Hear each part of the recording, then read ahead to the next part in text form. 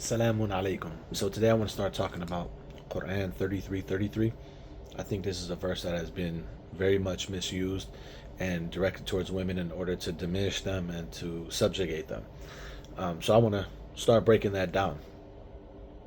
To start with, we're going to go to the verse before it, which is 32. So to understand any verse in the Quran, we want to understand the surrounding context. So we want to understand the verses before it, we want to understand the verses after it, and we want to understand the theme of the whole surah. So we're going to be looking at all of that. This is probably going to be more than one video because there's a lot to it. We'll cover as much as we can in this first video. So we're going to start with the verse right before it, which is verse 32. So just for context, for those who might not be familiar with what is Quran 33:33, it's the verse that says or starts off by saying وَقَرْنَ فِي بُيُوتِكُنَّ. Now, how most people interpret this beginning part of the verse وَقَرْنَ فِي بُيُوتِكُنَّ is they say that it's telling women stay in your homes. But we're going to look and see how this word qarna doesn't imply stay in your homes. And we're going to look at, some of the various meanings of that. So that's verse 33 from chapter 33. But we're going to start with the verse before it, which is verse 32, because they go together. If you notice, verse 33 starts off with wa. Wa means and in Arabic. It's a conjunction. It joins things together. So when it starts off by saying wa qarna fi buyutikunna, and do this thing in your homes, and do this thing in your homes, that means it's connecting to something before it. So we want to look at that. So the verse right before it is verse 32. So verse 32 says, Ya Nisa an Nabi, O women of the Prophet. Why does it address or start off the verse by saying Nisa an Nabi, not Azwaj an Nabi, not wives of the Prophet? Why women of the Prophet? Because the women of the Prophet includes his Azwaj and his Banat. Also, it includes not just the wives, but also includes his daughters. And one of the ways you can see this is if you go to another verse, if you go to verse 59, it's in the same chapter. He says, Ya ayyuhan nabi, O Prophet, qul li azwajika wa banatika. Say to your wives and your daughters, wa nisa'il mu'minin, and the women of the believers. So notice how if you look at this verse here, verse 59, as being two sides of an equation. So on one side, you have Nisa al-Mu'minin, the women of the believers. On the other side, you have قُلْ لِأَزْوَاجِكَ وَبَنَاتِكَ. Say to your wives and your daughters. So the wives and the daughters together are Nisa al-Nabi. And Nisa al-Mu'minin, the women of the believers, are their wives and their daughters, right? And potentially maybe we can think about the inclusion of like sisters and stuff like that. But at the very least, wives and daughters, right, from the verse itself. So when 33:32 starts off by saying Ya Nisa an Nabi, O women of the Prophet, primarily it's talking about his wives and his daughters. And then he says, or the verse continues, Lastunna ka ahadin min nisa. You are not like any women, right? Ini taqaytun, if you have taqwa. Now the interesting thing here is, where do you make the stop at? Where do you stop? Do you say you are not like any other women if you have taqwa? Or do you say you are not like any other women? Pause. And then ini taqaytunna fala takhda'na bil qawl. Then this part here where it would say ini taqaytun, if you have taqwa, that would go with the next phrase fala takhda'na bil qawl. Then do not be submissive in speech, and we're going to talk about what that means in a second. So those are two different ways you can think about how to phrase this verse. Where do you stop at here? And what's the meaning? Because that affects the meaning. Like where you stop affects the meaning. So are you saying you are not like other women if you have taqwa? Or are you saying you are not like other women, period? And then it's saying if you have taqwa, you should do this. Personally, I prefer the second way of understanding it. You are not like other women, period.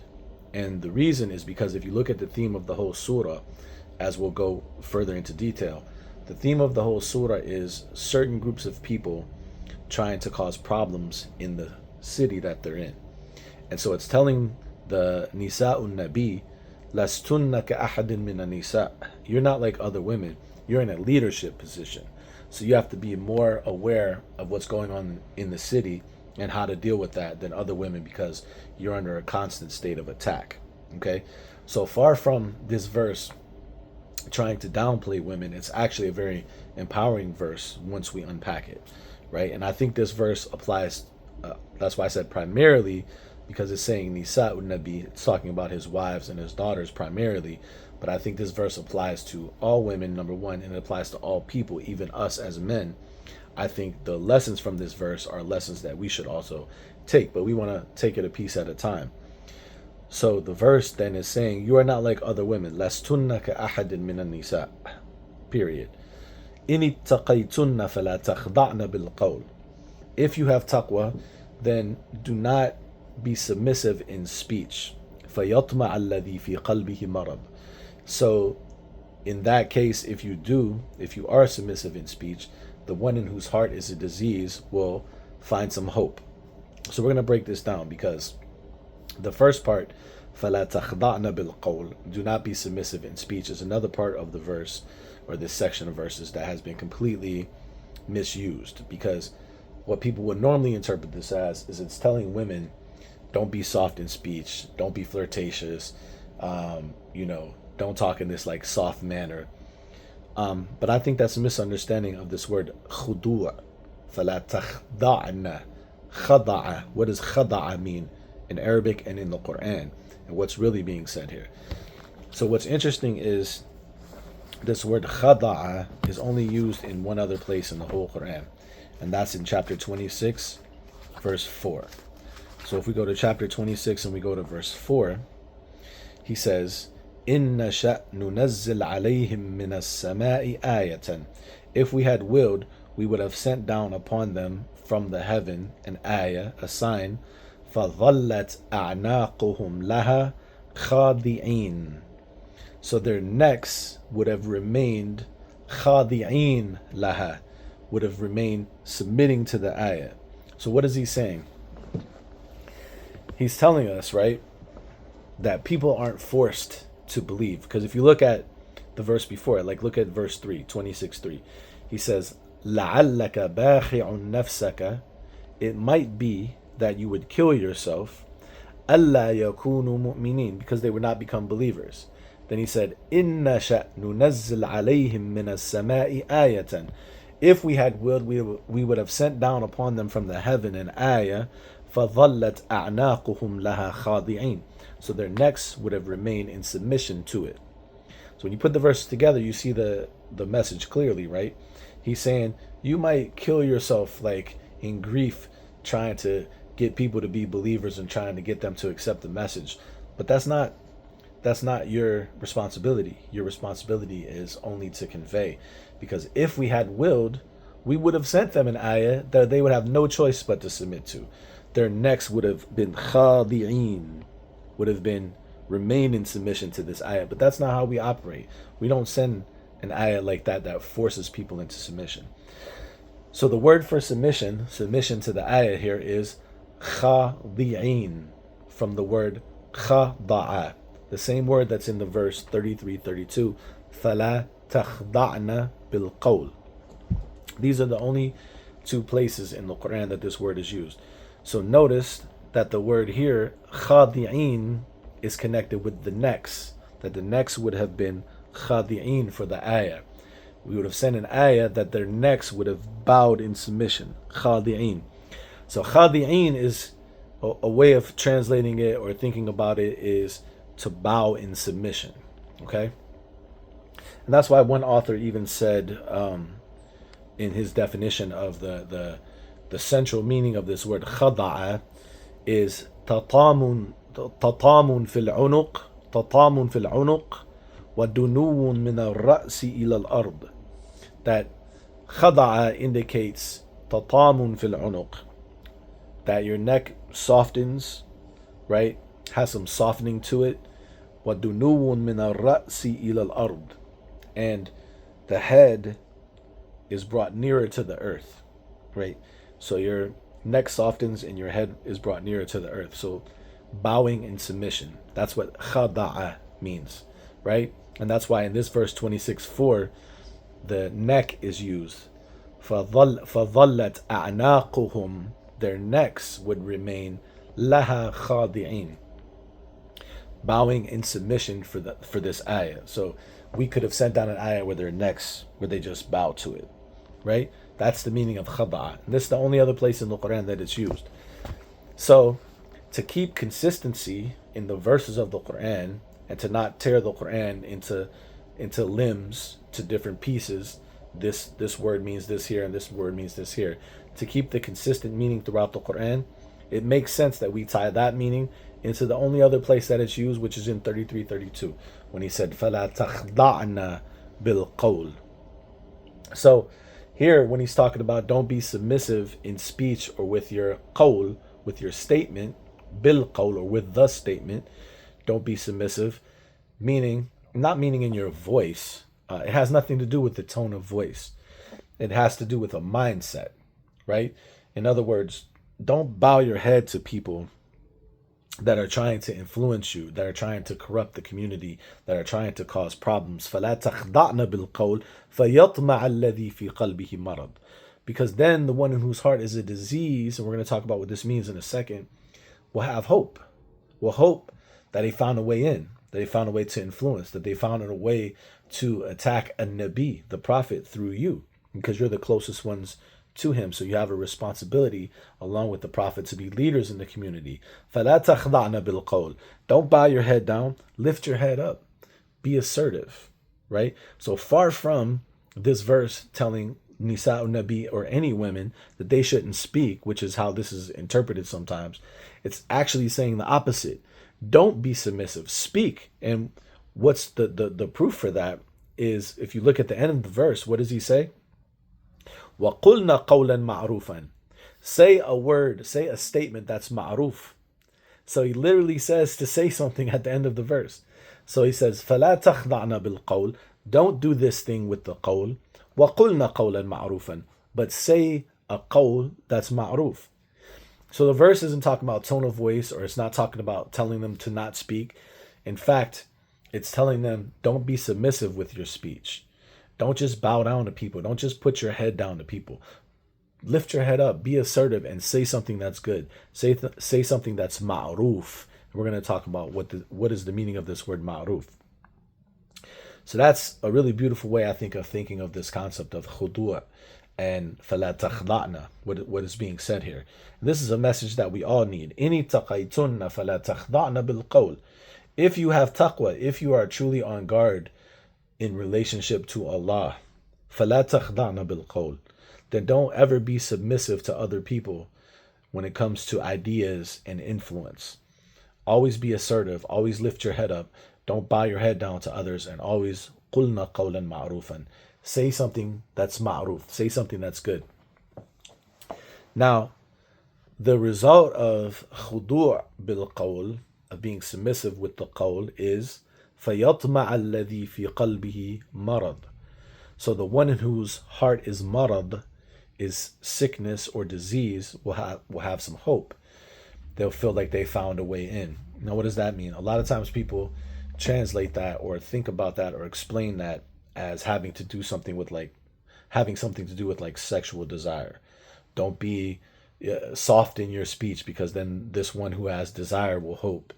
But no, that's reading and projecting things into the verse. If you just take the word khudu, khada'a, on its own, in Arabic and in the Qur'an, it doesn't have anything to do with anything sexual.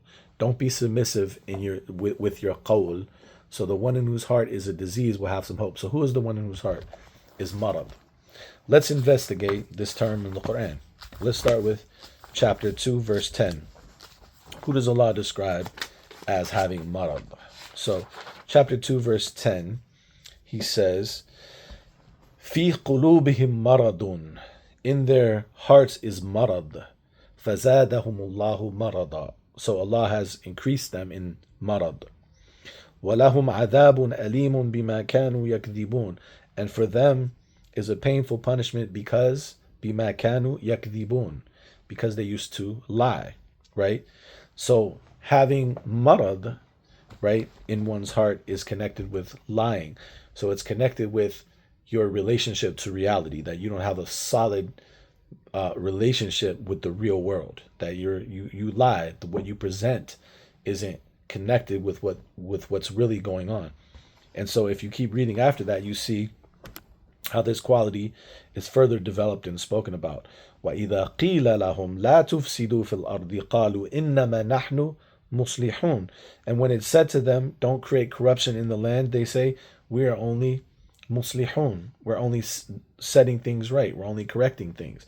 So you see how those who Allah describes as fi qulubihim marad are those who are disconnected from reality, those whose perception of reality is messed up. They don't perceive reality correctly. And that's why even when they're creating corruption, they legitimately think that they're the ones that are fixing and correcting things. And then look in the next verse.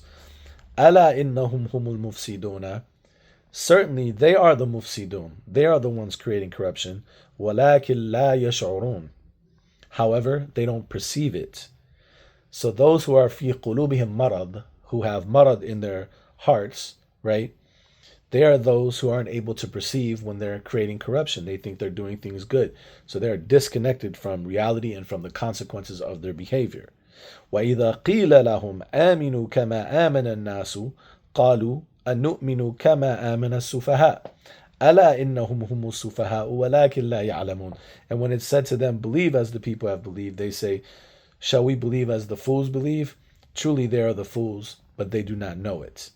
So this section of verses right here really would be sufficient to define who are الَّذِينَ فِي قُلُوبِهِمْ marad, those in whose hearts is marad, that they are those who are blocked from perceiving things as they truly are and perceiving the consequences of their bad actions and therefore having no accountability. If we look at chapter 5, verse 52, is another good usage of those who have marad in their hearts. So when Allah told us in verse 51 to not take certain people as awliya, not meaning friends, a lot of times people interpret this word as meaning friends, but awliya is deeper, a lot deeper than just friends. Awliya has to do with support, protection, closeness. There's a lot of different things that is connected to the word awliya or wali. So in the next verse, he says, فَتَرَى الَّذِينَ, this is 552, فَتَرَى الَّذِينَ فِي قُلُوبِهِمْ marad, that you see those in whose hearts is marad, يُسَارِعُونَ فِيهِمْ يَقُولُونَ نَخْشَى أَن تُصِيبَنَا دَائِرَةً. You see those in whose hearts is marad, hastening concerning them. People that they were told not to take as awliya, you see them hastening, rushing, to be with them or concerning them. يَقُولُونَ, what do they say as their excuse? نَخْشَى أَن تُصِيبَنَا دَائِرَةً. We fear lest some calamity, some bad thing might befall us. So what characteristic do we find or do we derive here for those in whose hearts is marad? Is the characteristic of compromising one's principles based upon emotions like fear, right? But that also results from a misperception of things, because listen to the rest of the verse. فَعَسَى اللَّهُ أَنْ يَأْتِيَ بِالْفَتْحِ أَوْ أَمْرٍ مِّنْ عِنْدِهِ فَيُصْبِحُوا عَلَى مَا أَسَرُّوا فِي أَنفُسِهِمْ نَادِمِينَ. It might be perhaps that Allah would bring some victory, or أَوْ أَمْرٍ مِّنْ عِنْدِهِ, or some other thing from Him. فَيُصْبِحُوا عَلَى مَا أَسَرُّوا فِي أَنفُسِهِمْ نَادِمِينَ. So they will become regretful of what they concealed within themselves. So again, it's the misperception. Like, they compromise their principles, but it's the short-sightedness. They gave up, right? Because فَعَسَى اللَّهُ أَنْ يَأْتِيَ بِالْفَتْحِ, right? Allah might bring some fath, some opening, some victory, but they gave up on that. Instead, they hastened towards those who they were told to not take as awliya. That's الَّذِينَ فِي قُلُوبِهِمْ marad. Another verse is chapter 8, verse 49. So if we go to chapter 8, verse 49, he says, إِذْ يَقُولُ الْمُنَافِقُونَ وَالَّذِينَ فِي قُلُوبِهِمْ مَرَضٌ غَرَّ هَؤُلَاءِ دِينُهُمْ. When al-munafiqun and وَالَّذِينَ فِي قُلُوبِهِمْ marad, and those in whose hearts is marad. So I wanted to bring this verse to show another point about الَّذِينَ فِي قُلُوبِهِمْ marad. which is that they are a group that is different than al-munafiqun. Yes, there might be some overlap and some connection, but because Allah mentioned them differently or separately, we shouldn't take that as that's like just arbitrary, right? Because every word that Allah uses in the Quran is purposeful. There's a purpose behind it. There's a reason behind it. So the fact that he said al-munafiqun والذين في قلوبهم مرض, the munafiqun and those in whose hearts is marad, these are different groups. So we want to understand them differently. Another group, or another verse is 9:125. So this is one of my favorite verses to talk about how do we understand alladhina fi qulubihim marad, because it's talking about, it gives us a really nice description. It's talking about the different responses that people have to a surah, a chapter of the Quran coming down. So it says, starting from 124, 9:124, it says, وَإِذَا مَا أُنزِلَتْ سُورَةٌ فَمِنْهُمْ مَنْ يَقُولُ أَيُّكُمْ زَادَتْهُ هَذِهِ إِيمَانًا فَأَمَّا الَّذِينَ آمَنُوا فَزَادَتْهُمْ إِيمَانًا وَهُمْ يَسْتَبْشِرُونَ. So when a surah is sent down, then amongst them are those who say, which one of you has had his iman increased by this? So as for those who believe, then it increases their iman, وَهُمْ يَسْتَبْشِرُونَ, and they are happy and rejoicing. وَأَمَّا الَّذِينَ فِي قُلُوبِهِمْ مَرَضٌ, and as for those in whose hearts is marad, is a disease, فَزَادَتْهُمْ رِجْسًا إِلَى رِجْسِهِمْ وَمَاتُوا وَهُمْ كَافِرُونَ. It increases them رِجْسًا إِلَى رِجْسِهِمْ. رِجْسًا إِلَى رِجْسِهِمْ. It increases them in, loosely translated, filth, in addition to their filth. So this is a really nice verse because this shows that الَّذِينَ فِي قُلُوبِهِمْ مَرَضٌ, those in whose hearts is a disease, is connected with the concept of rijs in the Quran. Rijs. And although rijs is loosely translated as filth, if you look at one scholar, for example, Ibn Faris, very famous scholar of Arabic, he says that rijs, actually the root meaning of rijs, yadullu ala al-ikhtilat, that it indicates al-ikhtilat. It indicates confusion and to be mixed up, to mix things up, right? So, subhanAllah, look at this verse. وَأَمَّا الَّذِينَ فِي قُلُوبِهِمْ مَرَضٌ, they have marad in their heart. So they already have some confusion and misperception of reality, as we talked about from some of the other verses. فَزَادَتْهُمْ رِجْسًا إِلَى رِجْسِهِمْ. Then what happens is when a surah comes down, meaning when they get more information, it adds to their confusion, right? So think about the beauty of that, how powerful that description is. Because we live in the information age. All this information is accessible, right? We can go on the internet and find almost anything, right? But how we receive that information differs from person to person. So a person that is clear in their thinking, is logical in their thinking, knows how to think critically about things, more information will help them, right? But a person who has marad in their thinking, who has some blocking in their perception of things, in their way of receiving information, then more information is going to do what? It's not going to make things clearer for them. It's going to add to their confusion. فَزَادَتْهُمْ رِجْسًا إِلَى رِجْسِهِمْ. It adds confusion to their confusion, right? The more information they get, the more confused they are. Because any information naturally has signal and it has noise. So the noise is the part of the information that doesn't really give you any meaning. It's not really the valuable part of the information, right? But the signal is what you're looking for. That's the part of the information that gives you some kind of meaning or something beneficial or something like that, right? Just like when you're talking on the phone. Talking on the phone is a good example, right? If it's really staticky, that's the noise. But the person's voice that's talking, right, that's the signal. So if the noise and the static, like say you got bad reception or something like that, if that gets really bad, right, then that noise what does that noise do? That drowns out the signal, right? So that's the same thing with any information. It has noise and it has signal. So the more information you take on, if you don't know how to separate the noise from the signal, if you don't know how to think critically to get the signal out of the noise, then the only thing you do is, yes, you get signal, but you just increase more and more noise. So فَزَادَتْهُمْ رِجْسًا إِلَىٰ رِجْسِهِمْ, it actually makes a lot of sense that people who don't have the ability to perceive things correctly, when they get more information, it increases confusion on top of their confusion. And this word religious is important too, to connect with those whose hearts is marad, because let's for a second let's pause looking at these verses and go back to 33:33, 33:32, and 33:33. So in 32, remember, what did he say? فَلَا تَخْضَعْنَ بِالْقَوْلِ فَيَطْمَعَ الَّذِي فِي قَلْبِهِ مَرَض. Don't be submissive with the qawl, so the one in whose heart is marad, some sickness or disease that makes that person not be able to perceive reality correctly, that person will have hope that they can influence you. Then look at the end of 33. So remember, in chapter 9, the end of chapter 9, he connects those in whose hearts is marad with rijis, with the concept of rijis, filth or confusion. Look at the end of 33.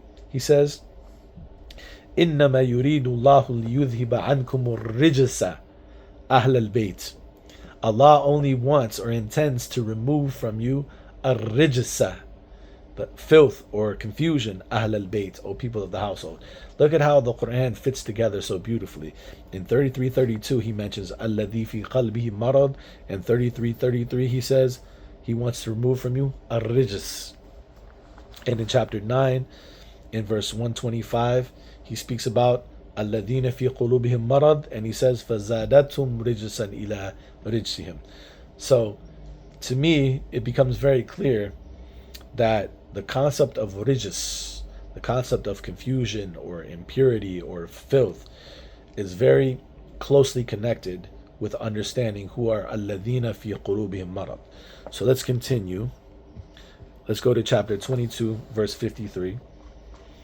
We're continuing looking at verses that are talking about those in whose heart is a disease, or whose hearts is a disease.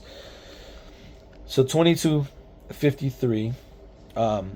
If you look at the context and start with 52, these are verses that are sometimes controversial, so I don't want to go into the whole explanation of them right now, because that might take us out of our topic.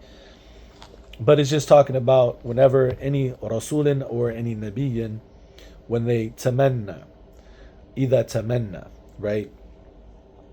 Oftentimes, إذا tamanna is translated as when they recite. But the word tamanna means wish, when they wish. Any messenger, any prophet, إلا إذا tamanna ألقى الشيطان في أمنيته. Shaitan throws something in his wish. So that's a whole discussion, right? What that is. But that's in verse 52. So if you go to verse 53, 22:53, he says, لِيَجْعَلَ مَا يُلْقِ الشَّيْطَانُ فِتْنَةً لِلَّذِينَ فِي قُلُوبِهِمْ مَرَضٌ وَالْقَاسِيَةِ قُلُوبُهُم. In order that he might make what shaitan throws to be a fitna, like a test or a trial, لِلَّذِينَ فِي قُلُوبِهِمْ مَرَضٌ, for those in whose hearts is a disease, وَالْقَاسِيَةِ قُلُوبُهُم, and those whose hearts are hard. Okay? And then in 54, look what he says. وَلِيَعْلَمَ الَّذِينَ أُوتُوا الْعِلْمَ أَنَّهُ الْحَقُّ مِنْ رَبِّكَ. And so that those who have been given knowledge, الَّذِينَ أُوتُوا الْعِلْمَ, those who have been given knowledge, would know أَنَّهُ الْحَقُّ مِنْ رَبِّكَ, that it is al-haq from your Lord. Okay? So think about these verses here. Verse 53, verse 54. In verse 53, he speaks of الَّذِينَ فِي قُلُوبِهِمْ مَرَضٌ, those in whose hearts is a disease, and الْقَاسِيَةِ قُلُوبُهُم, those whose hearts are hard. And the opposite group in 54 is who? الَّذِينَ أُوتُوا الْعِلْمَ, those who have been given knowledge. And what do those who have been given knowledge, what's their characteristic here? They know, يَعْلَمْ أَنَّهُ الْحَقُّ مِنْ رَبِّكَ, that it is al-haq from your Lord. So they know al-haq. Okay? So from this section, we derive another perspective on this concept of alladina fi qulubihim marad, which is that they are a group that is opposite to alladina utul ilm, those who have been given knowledge. And those who have been given knowledge know al-haq, they know objective reality. So alladina fi qulubihim marad are those who have a deficiency in knowledge and perception. If we go to 2450 is our next verse, chapter 24, verse 50 is our next verse. In 24, verse 50, if you go to the verses before it to set the context, so you go to start with verse 48, he says, وَإِذَا دُعُوا إِلَى اللَّهِ وَرَسُولِهِ لِيَحْكُمَ بَيْنَهُمْ إِذَا فَرِيقٌ مِّنْهُمْ مُعْرِضُونَ. When they are called to Allah and His Messenger in order to judge between them, إِذَا فَرِيقٌ مِّنْهُمْ مُعْرِضُونَ. In that case, a group from amongst them turn away. Listen to this next part. So they're being called to Allah and His messenger to judge between them, and a group turns away. Now listen to this next part. وَإِنْ يَكُنْ لَهُمُ الْحَقِّ.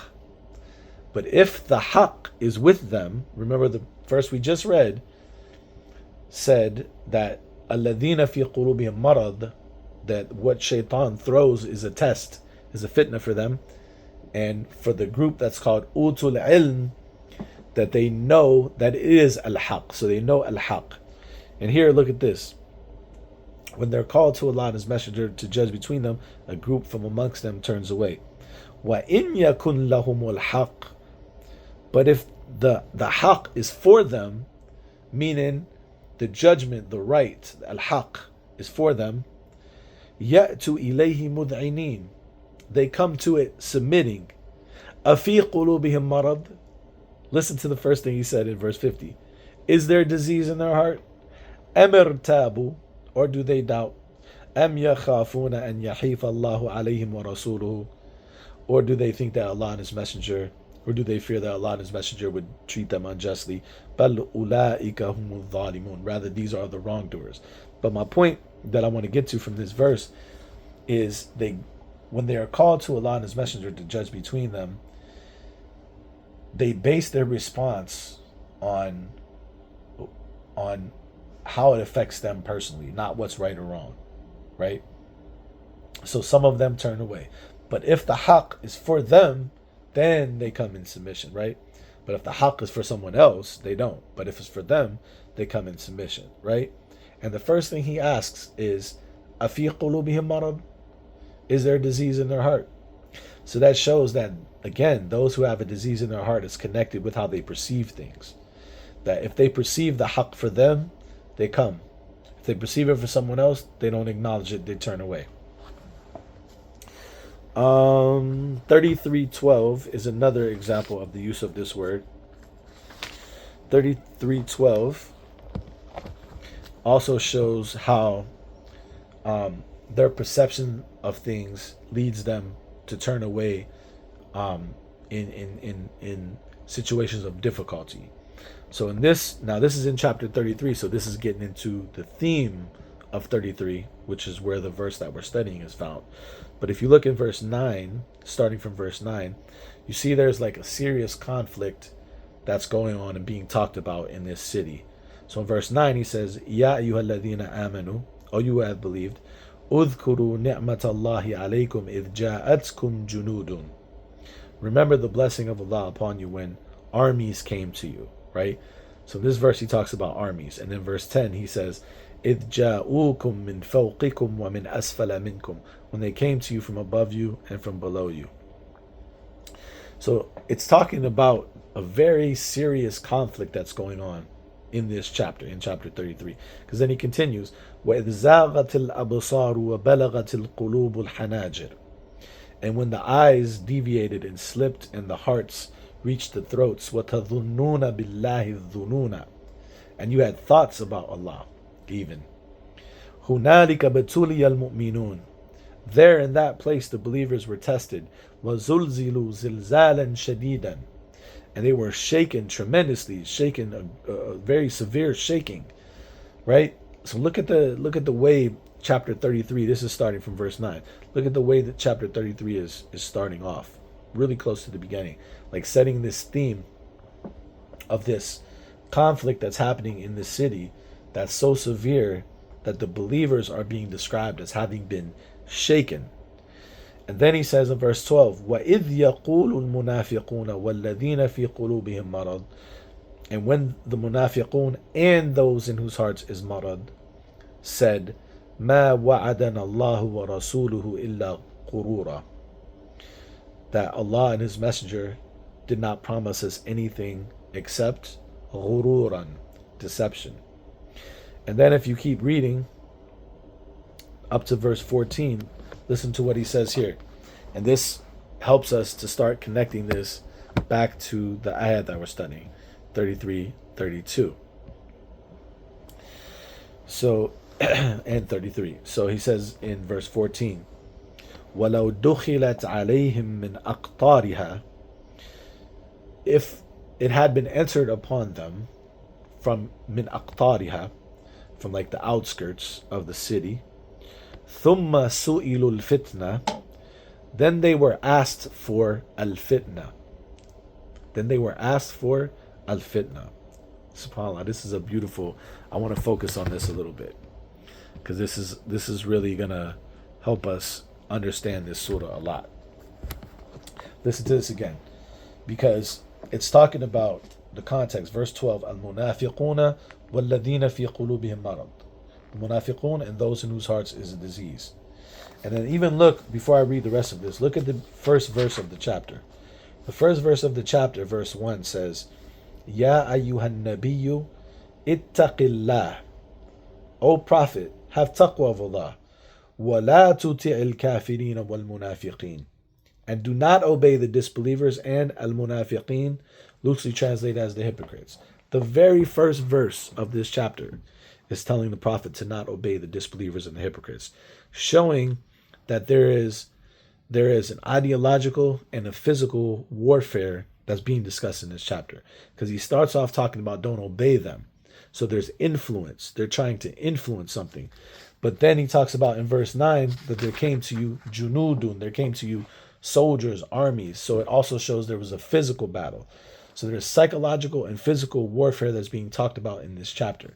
That helps you to understand, that helps all of us to understand what's really being said in 33:32 and in 33:33. So in 33:14, look what he says. وَلَوْ دُخِلَتْ عَلَيْهِمْ مِنْ أَقْطَارِهَا. If it had been entered upon them from the outskirts, like maybe somebody infiltrated, or like even the way it says it in Arabic is like a passive tone. وَلَوْ دُخِلَتْ, like had been entered.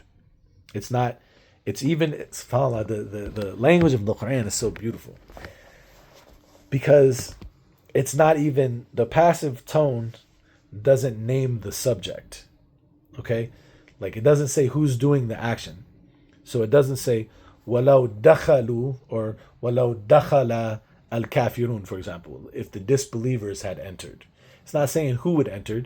It's just saying وَلَوْ دُخِلَتْ عَلَيْهِمْ, like if someone had entered upon them. So even the way that it's phrased, subhanAllah, in Arabic, it kind of gives you the feeling that the identity is being disguised, like it's a spy, it's an infiltration. وَلَوْ دُخِلَتْ عَلَيْهِمْ مِنْ أَقْطَارِهَا, from the outskirts. ثُمَّ سُئِلُوا الْفِتْنَةِ, then they were asked for al-fitna, right? لَآتَوْهَا. Okay, now how do we recite this part of the verse? Because the different qira'at suggest that we can recite this in one of two ways, and that slightly changes the meaning. So if it were وَلَوْ دُخِلَتْ عَلَيْهِمْ مِنْ أَقْطَارِهَا, if it was entered upon them from the outskirts of the city, ثُمَّ سُئِلُوا الْفِتْنَةِ, then they were asked for al-fitna. Now you can recite this with an elongation on the hamza. You could say لَآتَوْهَا, or you can recite it without elongating the hamza. You could say لَآتَوْهَا. Now what's the difference in meaning? So now, if you recite it without elongating it, if you just say ثُمَّ سُئِلُوا الْفِتْنَةَ لَأَتَوْهَا, then that would mean if they were asked for al-fitna, then they would come to it. Atawha, without elongating the hamza, means to come. Atawha, to come to it. But if you elongate the hamza, if you say la'atawha, it means they would have given it. And personally, I prefer that recitation because I think it fits the themes that I see in the whole surah. Because what is he saying? ثُمَّ سُئِلُوا الْفِتْنَةَ لَآتَوْهَا. That if they were asked for al-fitna, meaning if they were asked, like لو دخلت عليهم, these people who are al-munafiquna وَالَّذِينَ فِي قُلُوبِهِمْ مَرَض, if they were asked, لو دخلت عليهم, someone snuck in and tried to influence them and asked them to create fitna in the community, لَآتَوْهَا, they would have given it. This is the type of people they are. And look, subhanAllah, what supports that way of thinking about that verse is, let's go back to chapter 9. Hopefully I can remember exactly where the verse is. If not, I can look it up. I believe it's on the left side of the page. That's a lot of times how I remember where verses are. Is it in chapter 9? I really want to share this particular verse with you guys because I think this helps to support that point. Yep, it's in chapter 9. It's verse 47. Okay, so 33:14. Again, he says, وَلَوْ دُخِلَتْ عَلَيْهِمْ مِنْ أَقْطَارِهَا ثُمَّ سُئِلُوا الْفِتْنَةَ, they were asked for al-fitna, لَآتَوْهَا, they would have given it. Okay, so my interpretation of that is, if they were asked to create fitna, create problems in the community, they would have given that. They would have responded favorably to that request. So now if we look at chapter 9, verse 47, here he's talking about certain people that made excuses basically to not go out to not go out to certain battles and stuff like that. And look what he says in verse 47, 9:47. He says, لَوْ خَرَجُوا فِيكُمْ, if they would have went out with you, مَا زَادُوكُمْ إِلَّا خَبَالًا, they would have not increased you in anything except khabalan, paralysis, inactivity, not able to accomplish anything. وَلَا أَوْدَعُوا خِلَالَكُمْ يَبْغُونَكُمُ الْفِتْنَةِ, and they would have went amongst you seeking al-fitna, seeking to cause problems. And listen to this, وَفِيكُمْ سَمَّعُونَ لَهُمْ, and amongst you are those who would listen to them. They would go amongst you creating fitna, and amongst you are those who would listen to them. Right? Now look, put that together with 33:14. ثُمَّ سُئِلُوا الْفِتْنَةَ لَآتَوْهَا, if they were asked to create fitna in the community, لَآتَوْهَا, they would have given that. And that's perhaps why, when we go back to 32, look at what Nisa or Nabi were told. Because remember, in Surah 9, he said, وَفِيكُمْ سَمَّعُونَ لَهُمْ, and some amongst you would listen to them. So the fitna is having to do with listening. And so that's why, subhanAllah, in 33:32, he says, إِنِ اتَّقَيْتُنَّ فَلَا تَخْضَعْنَ بِالْقَوْلِ, if you have taqwa, then don't be submissive with this statement. Because وَفِيكُمْ سَمَّعُونَ لَهُمْ, there are people that are creating fitna who are, because what does he say next? فَلَا تَخْضَعْنَ بِالْقَوْلِ فَيَطْمَعَ الَّذِي فِي قَلْبِهِ مَرَضٌ, because the one who's operating from this misperception of reality would have hope that you're going to listen to him. وَفِيكُمْ سَمَّعُونَ لَهُمْ, amongst you are those who listen to him. Don't give him that hope. فَلَا تَخْضَعْنَ بِالْقَوْلِ وَقُلْنَا قَوْلًا مَعْرُوفًا, say something that's ma'ruf. SubhanAllah, look at how the Qur'an just fits together like some people say, al-ankabuti, it's like a spider web. It just all connects together, subhanAllah. And it lets us know why in 33:32 is this advice so important, because there are people who are going in the community trying to create fitna, وَفِيكُمْ سَمَّعُونَ لَهُمْ, and amongst you are some who would listen to them. فَلَا تَخْضَعْنَ بِالْقَوْلِ, so don't be submissive, right? And if you keep reading in this chapter, there's support that this is what's going on, because if you go to verse 60, still in 33 verse 60, look what he says. لئن لم ينته المنافقون والذين في قلوبهم مرض والمرجفون في المدينة. That if the munafiqun and those in whose hearts is a disease and the agitators in Al-Medina do not cease doing what? Do not cease creating harm. Why do I say that? Because go to the verses before it. Verse 57, he says, إِنَّ الَّذِينَ يُؤْذُونَ اللَّهَ وَرَسُولَهُ. Those who harm Allah and His Messenger. Verse 58, وَالَّذِينَ يُؤْذُونَ الْمُؤْمِنِينَ وَالْمُؤْمِنَاتِ بِغَيْرِ مَا اكْتَسَبُوا. Those who harm the believing men and believing women for other than what they have earned. Right? And then when you go to verse 60, he says, لَإِن لَمْ يَنْتَهِي. If they don't cease. Cease what? Harming. Who? الْمُنَافِقُونَ وَالَّذِينَ فِي قُلُوبِهِم مَرَضٌ وَالْمُرْجِفُونَ فِي الْمَدِينَةِ. The munafiqun, those in whose heart is a disease, whose hearts is a disease, and the agitators in Al-Medina. So you see, when you put it all together, you see this conflict, psychological and physical, that's going on in Al-Medina, right? And you have the leadership of Al-Medina represented by An-Nabi wa azwajuhu wa nisa'uhu, right? The Prophet, his wives, his women, his daughters. These are the leadership. So they're being told, إِنِ اتَّقَيْتُنَّ فَلَا تَخْضَعْنَ بِالْقَوْلِ فَيَطْمَعَ الَّذِي فِي قَلْبِهِ مَرَضٌ وَقُلْنَ قَوْلًا مَعْرُوفًا. If you have taqwa, then don't submit to this influence. Just like he told, look at the symmetry of this verse 32, and the very first verse of Surah Al-Ahzab. Because the very first verse of Surah Al-Ahzab is addressing An-Nabi, and it's addressing taqwa, and it's addressing not obeying the influence of al-kafirin wal-munafiqin. Ya ayyuhan nabi, Ya ayyuhan nabi, ittaqillah wa la tuti'il kafirin wal-munafiqin. O Prophet, have taqwa of Allah and do not obey al-kafirin wal-munafiqin. And then in this verse, he tells, in 33-32, he tells, Nisa'un nabi, in ittaqaytunna, if you have taqwa, فَلَا تَخْضَعْنَ بِالْقَوْلِ. Then don't be submissive with your statement. It's a very similar structure. O Prophet, have taqwa, don't obey. Nisa'un Nabi, women of the Prophet, if you have taqwa, don't submit. Right? Don't submit to this influence. وَقُلْنَا قَوْلًا مَعْرُوفًا. But say something that's ma'ruf. And inshallah, in the next video, we're going to talk in detail about what is ma'ruf. وَقُلْنَا قَوْلًا مَعْرُوفًا. What did he mean when he said, say something that's ma'ruf?